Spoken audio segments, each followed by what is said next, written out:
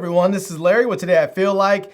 I have a special request video today, and that is from one of my viewers, Amda Brown. He asked if I can make a video answering the question, is the Canon R5 still worth buying today in 2023? So I'm gonna go over some of the good, some of the bad, and we'll talk about if I think this camera is still worth buying today in 2023. So let's jump into it, and here we go.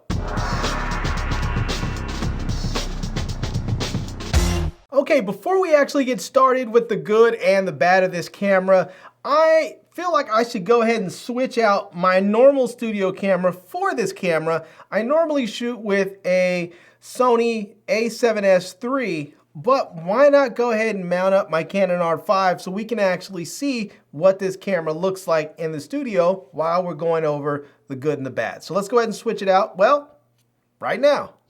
So here we are now on the R5. So let's jump right in and talk about some of the good and the bad. And the first good thing that I want to mention about the R5 that I love, I know some people think it's not necessary, but I love 8K video. I think it's fantastic.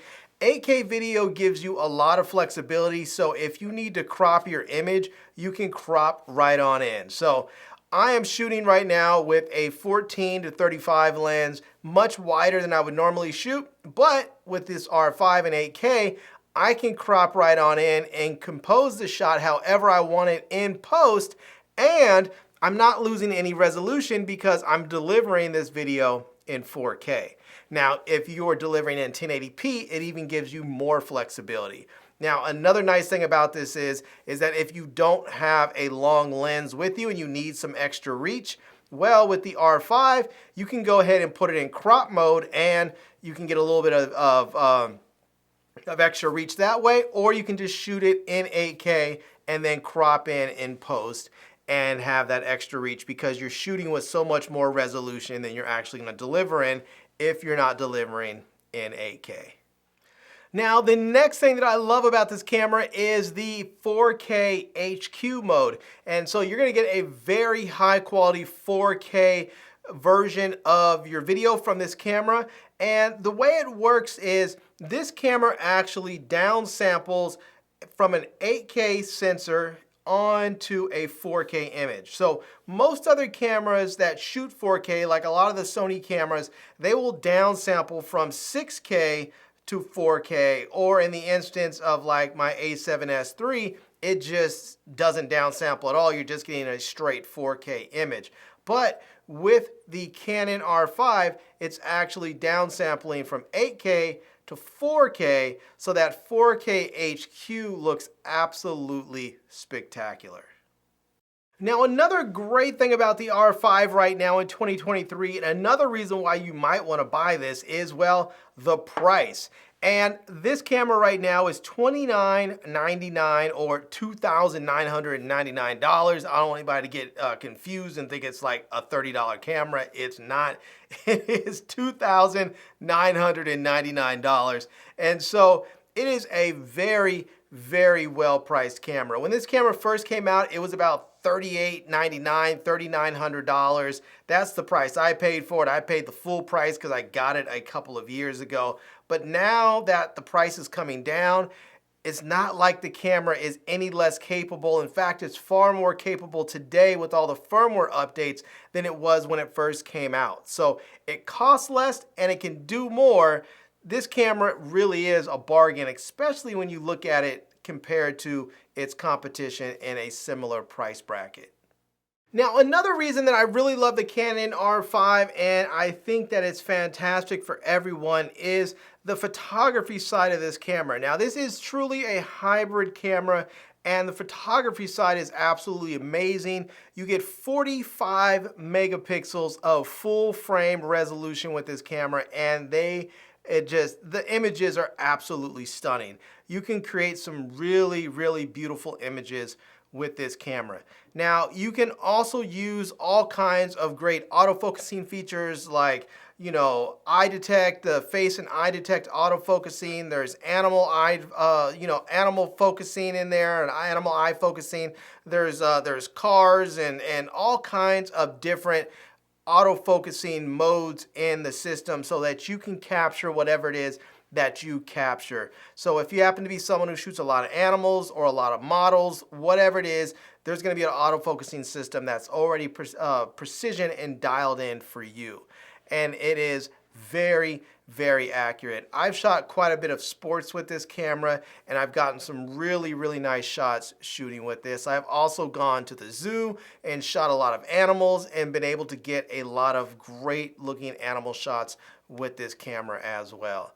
Now, you also can shoot, I believe it's up to 12 frames a second, and you can get up to, I believe it's 180 RAW files before you really have to worry about the buffer. If you're shooting JPEG, you can get up to like 350 JPEGs before you have to worry about the buffer. So if you're shooting sports or something, you're not going to have to worry about just running out of space, or not running out of space, but running out of buffer space. You can hold down that shutter button and make sure you capture whatever it is you're shooting and get that exact precise moment that you're looking for.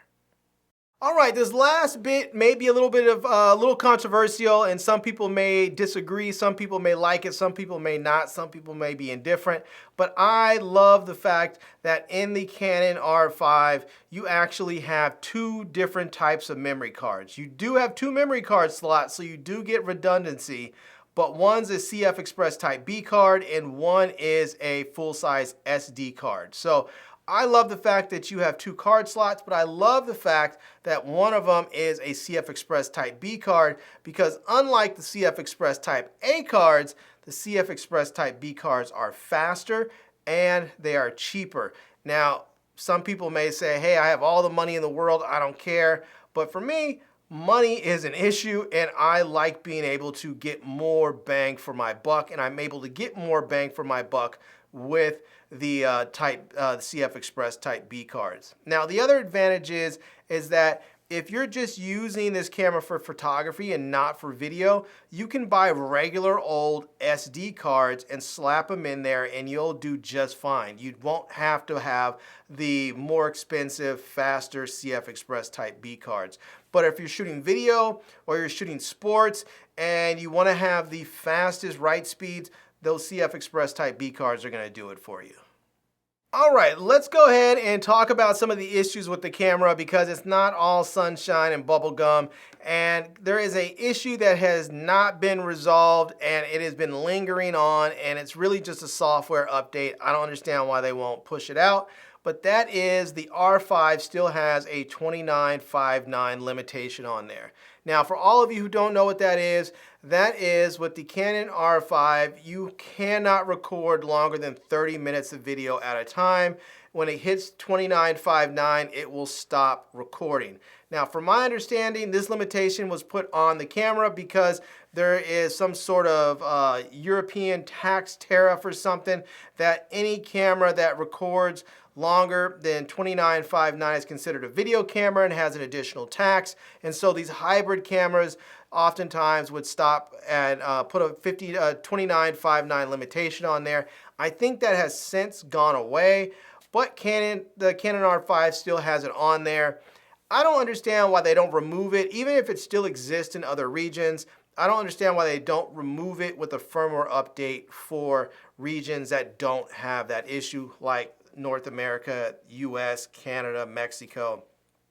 I don't understand why they don't put that firmware out there. So if you're someone who records long events, if you're recording, say, plays, or you're recording speeches, or maybe you're recording a sporting event and you need to have constant recording for 45 minutes, an hour, 2 hours, this really could be a problem for you, because you'll have to start and stop your recording will stop itself at 59:5:9, and then you'll have to start a new recording. So that's an issue.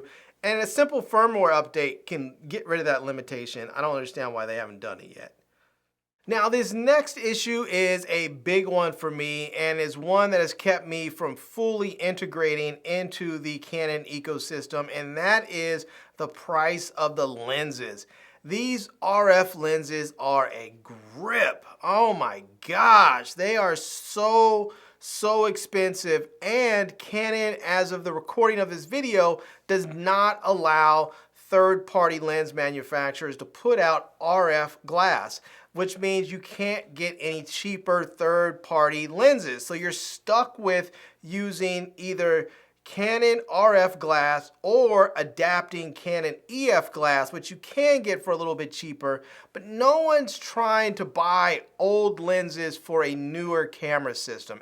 When you buy a newer camera system, everybody wants the new stuff. And so it's kind of frustrating that the glass that they have is just really, really expensive. Now, they do have some cheaper lenses. They do have some of their STM lenses that are not L lenses, but they don't have anything sort of in between. You either have, like, if you want, say, like a 85 millimeter lens, you have like a $500 lens, or you have like a $2,200 lens.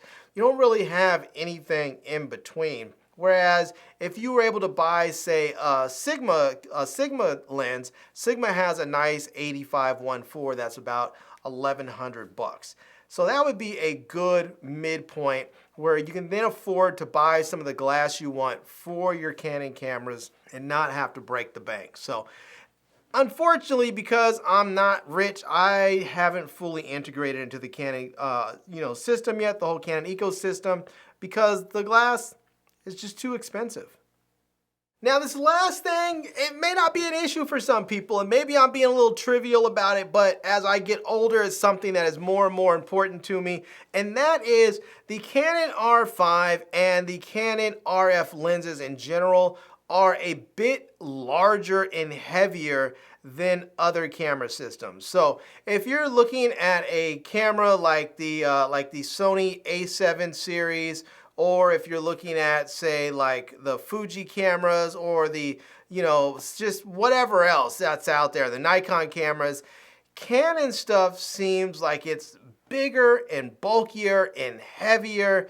And yeah, when you start to get older, you start to pay attention to how much weight is on your back, how much weight is on your shoulder, how much weight is around your neck, because you start to feel that and you really want to protect your body. And so one of the concerns that I have with buying into the Canon ecosystem is size and weight of my overall camera gear. All right, let me answer the question. Is the Canon R5 still worth it today in 2023? And I have to say, yes, it absolutely is. Yes, yes, yes. I mean, I think it's actually more worth it today than when it first came out, because you're getting a more capable camera with all the firmware updates, and you're getting it at a lower price. Now, if you look at some of the competition out there, you're going to find that the Canon R5 is just as good, if not better, than some of the cameras that have just come out over the last year or so, or even just come out recently. I mean, the Canon R5 is still giving you, 8K video, it's still giving you 4K HQ, it's giving you 4K 120 frames a second, it's giving you 45 megapixel stills at 12 frames a second, 180 RAW files, so you can definitely shoot sports with this camera. I mean, it is an absolute monster. And I know a lot of people talked about the overheating issue with this camera, and I find that this camera's overheating issues have largely been solved with firmware updates. I haven't had trouble with my camera overheating at all since the firmware has been updated. Now, the biggest issue that I find, or two big issues I find with this is, one, if you need to be able to shoot video clips longer than 30 minutes, this camera may present you some problems. The other issue is, for me, the price of the overall ecosystem, trying to buy lenses. If it was not for that, if I was able to buy third-party lenses, or Canon had a more extensive RF lineup that had more affordable mid-range lenses, I probably would have fully bought in to this Canon ecosystem, and I would be a Canon shooter, but I'm not because of that. Now, I haven't given up on Canon. I still have the R5. I plan on keeping it, And maybe when they come out with a newer camera, maybe I'll get that one as well and buy some new glass. But for now, it's sort of my fun photography camera, and I use it for video every now and then when I want to shoot some 8K. But if it wasn't for the price of the lenses, I'd be fully bought in at this point. So I definitely think that it's worth it. If you have the money to buy Canon glass, I would recommend this camera because everything about it is absolutely fantastic. Even though the camera's a few years old, it's better than almost everything that's on the market today. Well, there you go, everyone. That is my take on whether or not the Canon R5 is still worth it in 2023. And I have to say, I think it definitely is.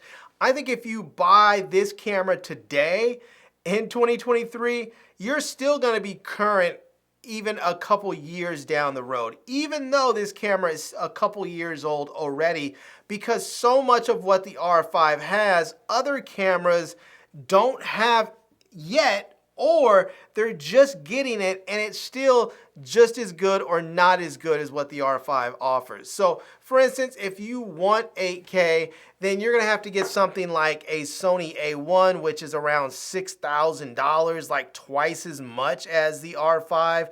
Or you may end up having to get, you know, like a Z9, which for a long time was very difficult to get, had autofocusing issues, and it was also very, very expensive. For the price, for the performance, I mean, the Canon R5 is probably the best camera on the market, and I think it's absolutely wonderful. And the R5C is also a wonderful camera for people who are more focused on video. I like that camera. The biggest issue for me with it is it doesn't have built-in image stabilization in the body, whereas the Canon R5 has it in the body, which is absolutely great. So anyways, there you go. I'm going to leave links to the camera down below in the video description so that you can check it out. And if you're interested, you can pick one up.